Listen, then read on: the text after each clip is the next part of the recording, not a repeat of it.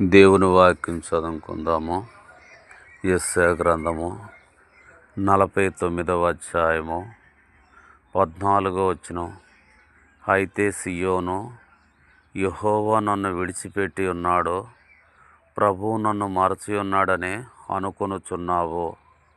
స్త్రీ తన గర్భమున పుట్టిన బిడ్డను కరుణింపకుండా తన సంటి పిల్లను మరుచునా?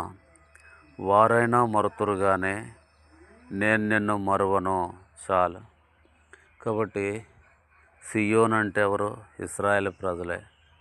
ఇశ్రాయేలు ప్రజలు వారు అనుకుంటూ వచ్చారు, దేవుడు మమ్మల్ని మర్చిపోయాడు, దేవుడు మమ్మల్ని జ్ఞాపకం చేసుకోవట్లేదు, దేవుడు మాకు దూరంగా ఉన్నాడు అనుకుంటూ వచ్చారు. అయితే ప్రభు వారి మనసు నెరిగి, వారి ఆలోచనలు ఎరిగి, వారి తలంపులను ఎరిగి, వారి ఉద్దేశాలను ఎరిగి వారితో మాట్లాడుతున్నాడు.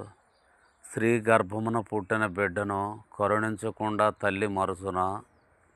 వారైనా మరుతురు కానీ నేను నిన్ను మరువను అంటున్నాడు. కాబట్టి గర్భమున పుట్టిన బిడ్డను స్త్రీ కరుణించకుండా మానేస్తుందా? భూలోకంలో ఎక్కడికైనా వెళ్ళి చూడండి, తల్లి ఎంతో ప్రేమ చూపించిద్ది. తల్లి ఆడపిల్ల పుట్టినా ప్రేమ చూపించిద్ది, మగబిడ్డ పుట్టినా ప్రేమ చూపించిద్ది. వారిని కష్టపడి పెంచి ప్రయోజకులను చేసి వారు ఆనందిస్తుంటే తల్లి సంతోషిస్తుంటుంది. వారైనా మరుతురుగానే నేను నిన్ను మరవను, చూడుము నా అరచేతుల మీదనే నిన్ను చెక్కి ఉన్నాను అని దేవుడు ఇశ్రాయేలు ప్రజలను ధైర్యపరిచి వారికి తోడుగా ఉండి వారిని ఐశ్వర్యం ఇచ్చి, ఆరోగ్యం ఇచ్చి, వారికి మంచి భోజన పదార్థాలు ఇచ్చి వారిని ఉల్లాసముతో నింపుతాడు. అప్పుడు జనులు దేవుని యందు సంతోషిస్తారు.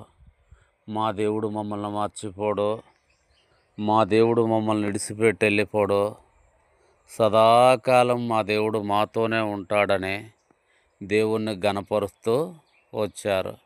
కాబట్టి మన దేవుడు మనల్ని మర్చిపోడు, మనల్ని ఎల్లప్పుడూ కాపాడి దీవిస్తాడు.